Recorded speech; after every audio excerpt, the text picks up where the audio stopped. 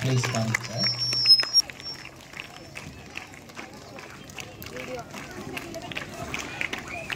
మంచిది. అందరికీ happy Christmas ముందుగానే అడ్వాన్స్గా తెలియచేస్తూ ఉన్నాం. మరి ఈ దినము రెయిన్బో స్కూల్లో మరి మన జయసింహ రెడ్డి గారు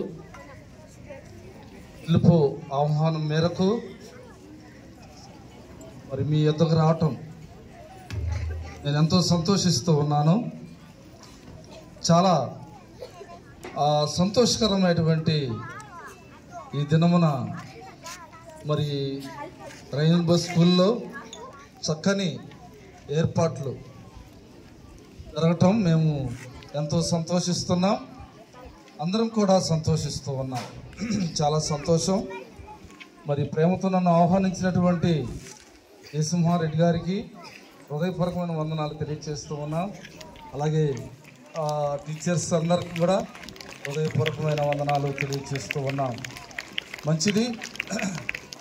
మనకు 25న క్రిస్మస్ యొక్క మరి ఆలోచన ప్రపంచ దేశం అంతటను కూడా సంతోషపరుస్తూ ఉంది. ప్రపంచ దేశంలో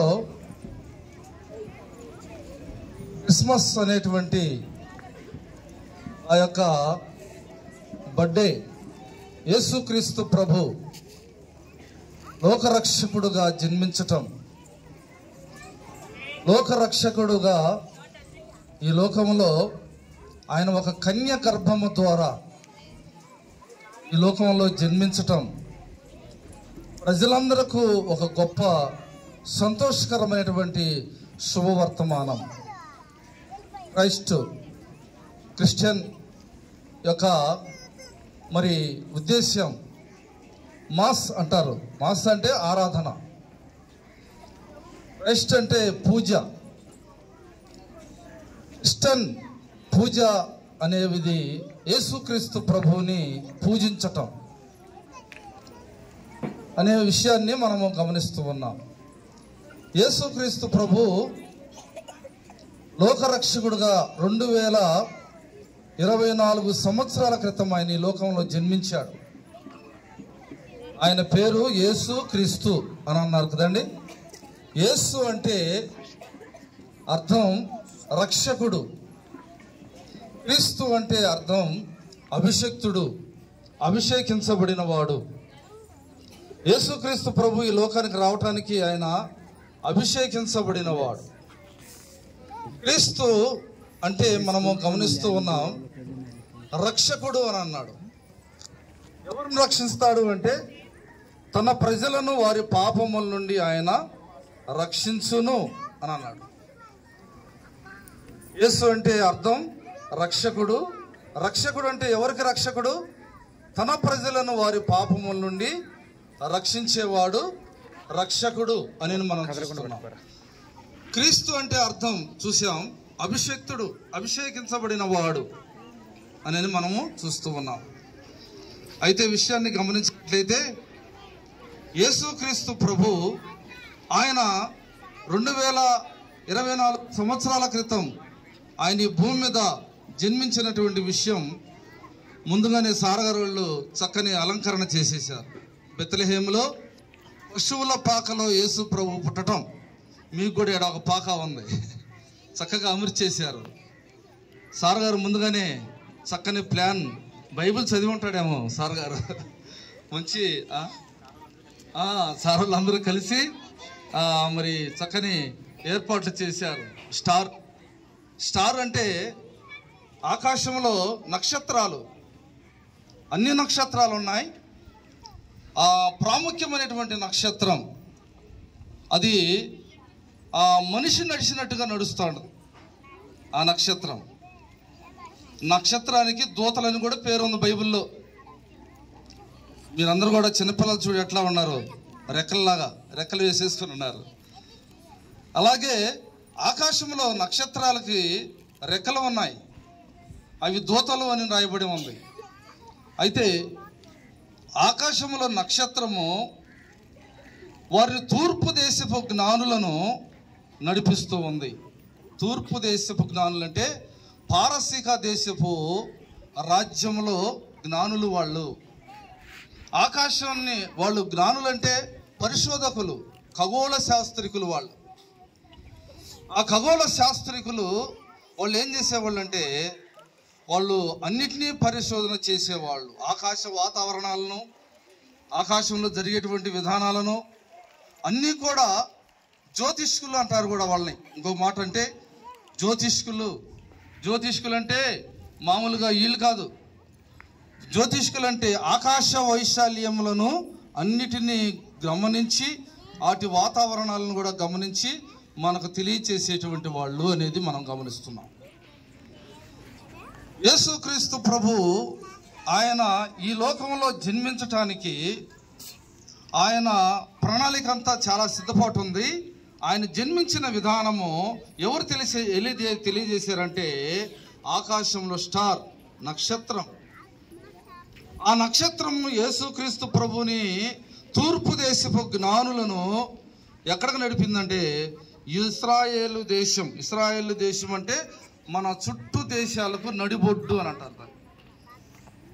నడిబొడ్డులో ఉన్నటువంటి దేశం ఇజ్రాయేల్ దేశం. ఈ ఇజ్రాయేల్ దేశానికి, ఆ ఇజ్రాయేల్ దేశంలో బెత్లెహేమ్ అనేటువంటి ఒక గ్రామం, అది స్వల్ప గ్రామం అని అన్నారు. ఆ గ్రామంలో యేసుక్రీస్తు ప్రభువారు జన్మించిన విధానము ఎవరు తెలియజేస్తూ ఉన్నారు చెప్పండి? ఆకాశంలో స్టారు, నక్షత్రము తెలియజేస్తూ ఉన్నారు. వాళ్ళు ఎలాగ తెలియజేస్తున్నారు, ఎలా చూశారు వాళ్ళు? నక్షత్రాలన్నీ మనకు కనపడతాయి కదా. నక్షత్రాలలో వారు పరిశోధన చేసినప్పుడు ఒక నక్షత్రం నడుస్తూ ఉందంట. నడుస్తూ ఉంటే ఏంటి ఈ టైంలో, ఈ సమయంలో, ఈ డిసెంబర్ మాసంలో ఈ నక్షత్రం నడవటం ఏందని వాళ్ళు గమనించి వాళ్ళు ఏం చేశారంటే ఆ నక్షత్రం వెనుకీడితి ఒంటెల్ని వేసుకొని ఎక్కడికి వచ్చారంటే ఇజ్రాయెల్ దేశం బెత్లెహేమునకు వచ్చారు. వారు జ్ఞానులని మనం చూస్తున్నాం. రెయిన్బో స్కూల్లో ఉన్నటువంటి ప్రతి విద్యార్థి, ప్రతి ఒక్కరూ కూడా అంత శాస్త్రోక్తంగా మంచి స్టడీస్ను అభ్యసిస్తున్నటువంటి మరి మీ అందరూ కూడా అంత జ్ఞానంగా ఎదగాలి. వాళ్ళు శాస్త్రులు ఏం చేశారంటే ఆ నక్షత్రాన్ని పరిశోధించి కనుక్కున్నారు. నైట్ టైంలో అందరికి నక్షత్రాలు కనపడతాయి, కానీ పరిశోధకులు ఎవరు కూడా పరిశోధన చేయలేరు.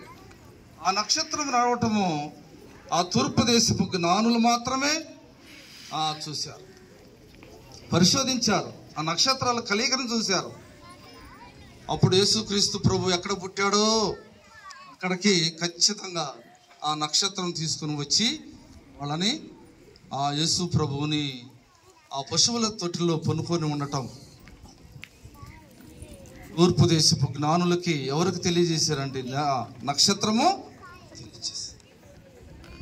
కాబట్టి వాళ్ళు తెలుసుకున్నటువంటి విద్య, వాళ్ళు నేర్చుకున్నటువంటి విద్య, వాళ్ళు పరిశోధించేటువంటి పరిశోధన, అంత స్టడీస్ను, అంత జ్ఞానమును రెయిన్బో స్కూల్లో టీచర్స్ కానీ మరి ఈ ఇక్కడ ఉన్నటువంటి పిల్లలందరూ కూడా చక్కగా నేర్చుకొని అభివృద్ధిలోనికి రావటానికి దేవుడు సహాయం చేయనుగాక. అయితే మనం 2 మాటలు చూసాం. ఏంటంటే యేసుక్రీస్తు ప్రభువారు, ఆయన పేరు యేసు క్రీస్తు. క్రీస్తు అంటే ఏమని చెప్పుకున్నాం చెప్పండి? ఏమని చెప్పుకున్నాం? అందరు పిల్లలు ఎటు తిరగండి, ఎటు తిరగండి. ఇప్పుడు క్రీస్తు అంటే అర్థం ఏంటి? యేసు అంటే రక్షకుడు, క్రీస్తు అంటే అభిషేక్తుడు అని అర్థం. అభిషేకించబడిన వాడు, ఈ లోకానికి రావటానికి అభిషేకము పొందినవాడు. ఒక రాజుని తీసుకెళ్ళి సింహాసనం మీద కూర్చోబెట్టాలంటే ఆయనకి ఏం చేయాలా? అభిషేకము చేయాలి, ప్రమాణము చేయాలి. అలాగే యేసుక్రీస్తు ప్రభువారు యూదులు రాజుగా ఈ లోకానికి ఆయన జన్మించాడు. ఆయన పసిబాలునుగా జన్మించాడు. పసిబాలునుగా జన్మించి ఆయన ఎన్ని సంవత్సరాలు ఈ భూమి మీద ఉన్నా అంటే 33.5 సంవత్సరం ఉన్నాడు. ఎన్ని సంవత్సరాలు ఉన్నాడు? 33.5 సంవత్సరం ఆయన ఉండి, ఆయన యేసుక్రీస్తు ప్రభు వయసు చిన్నపిల్లవాడు ఇప్పుడు వయసు యందును జ్ఞానమందును దేవుని దయ వలన ఎదుగుచు 30 సంవత్సరాల వరకు ఆయన జ్ఞానంతో ఎదిగాడు. జ్ఞానం ఎట్లా వస్తుంది చెప్పండి? మీ అందరికీ ఇప్పుడు జ్ఞానం ఎట్లా వస్తుంది? పిల్లలప్పుడు విద్యను అభ్యసిస్తుంటే వస్తుంది, అవునా కదా? అందుకని చిన్నపిల్లలప్పుడే పిల్లల్ని ఏం చేస్తారు? స్కూళ్ళకి తల్లిదండ్రులు పంపిస్తారు. ఎందుకు? విద్య నేర్చుకోవటానికి. యేసుక్రీస్తు చెప్పాడు, బుద్ధి జ్ఞానములు సర్వసంపదలు నాలో ఉన్నాయా. కాబట్టి విద్యను చక్కగా నేర్చుకోవటానికి యేసుక్రీస్తు ప్రభు అన్నాడు, బుద్ధి జ్ఞానములు సర్వసంపదలు. బుద్ధి తర్వాత జ్ఞానము, తర్వాత ఏముంది? సంపద, సర్వ సంపదలు. అంతే కదా? పిల్లలప్పుడు మనము చక్కగా చదువుకొని ప్రయోజకులమై మనము మన చదువు పూర్తి చేసుకొని, మంచి చదువు పూర్తి చేసుకొని చక్కని ఉద్యోగాలు మనం పొందుతాం, అవునా కదా? కాబట్టి ఆ స్థాయికి దేవుడు చిన్నపిల్లలైనటువంటి మీ అందరిని కూడా తీసుకొని రావటానికి దేవుడు మిమ్మలను ఆశీర్వదించునుగాక. మంచిది. రెయిన్బో స్కూల్లో టీచర్స్ కానీ మరి మన ఉపాధ్యాయులు అందరూ కూడా చక్కని ఏర్పాట్లు. మరి క్రిస్మస్ యొక్క దినాలలో ఈ డిసెంబర్ మాసంలో ఈ రోజున 23వ తారీఖున మనకు చక్కని ఏర్పాట్లు జరగటం ఎంతో సంతోషకరమైన మంచిది. అయితే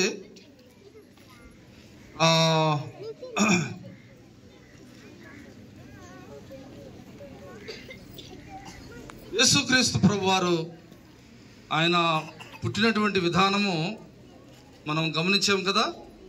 ఎవరి కోసం పుట్టాడని మనం చెప్పుకున్నాం? ప్రజల కోసము ఆయన పుట్టాడు. కొంతమంది ముందుగానే చాలామంది యేసుక్రీస్తు ప్రభుకి ముందుగానే ఉన్నారు. క్రీస్తు పూర్వంలో అలెగ్జాండర్ చక్రవర్తి ఒక ఆయన ఉన్నాడు. గ్రీస్ దేశస్థుడు, పారసీక దేశస్థుడు. ఆయన ఏం చేశాడు అంటే జనాలను, రాజ్యాలను చంపుకుంటా వచ్చాడు. తర్వాత ఇంకొక అనేక మంది వచ్చారు రాజ్యాలను జయించడానికి. యేసుక్రీస్తు ప్రభు మాత్రము ఆయన ఈ లోకంలో జన్మించింది దేనికంటే? ప్రజలను రక్షించటానికి. ఎవరిని రక్షించటానికి? ప్రజలను రక్షించటానికి.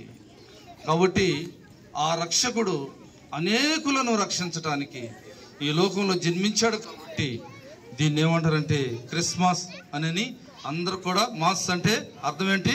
ఆరాధన. మాస్ అంటే ఏంది? ఆరాధన. కాబట్టి యేసుక్రీస్తు ప్రభు ఆరాధనకు పూజ్యుడు, పాత్రుడు. కాబట్టి మనం అందరం కూడా ఆయన యొక్క దినాన్ని మనము జ్ఞాపకం చేసుకుంటూ ఆయన వచ్చినటువంటి సంవత్సరాలు కూడా మనకు అర్థమవుతూ ఉన్నాయి. 2024 సంవత్సరాల క్రితం ఆయన ఈ లోకంలో జన్మించాడు, అవునా కదా?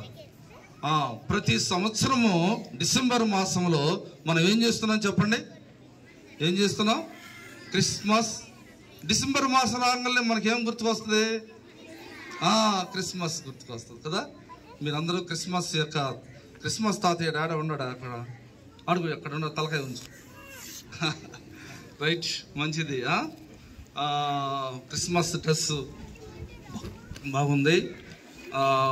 అయితే మనం యేసు ప్రభు యొక్క మరి ఆయన బర్త్డేకి మన గృహాల్లో మరి మీ తల్లిదండ్రులు ఎలాగ మీ బర్త్డేలు చేస్తూ ఉంటారో అలాగే క్రిస్మస్ యొక్క యేసుక్రీస్తు ప్రభు పుట్టిన దినాన్ని కూడా మనం జ్ఞాపకం చేసుకుంటూ ఈ యొక్క కార్యక్రమాన్ని ఏర్పాటు చేసినందుకు మరి మన జయసింహ రెడ్డి సార్ గారికి, అలాగే మీ అందరికీ, ఆ తర్వాత టీచర్స్ అందరికీ హృదయపూర్వకమైన వందనాలు తెలియజేస్తూ ఉన్నాం.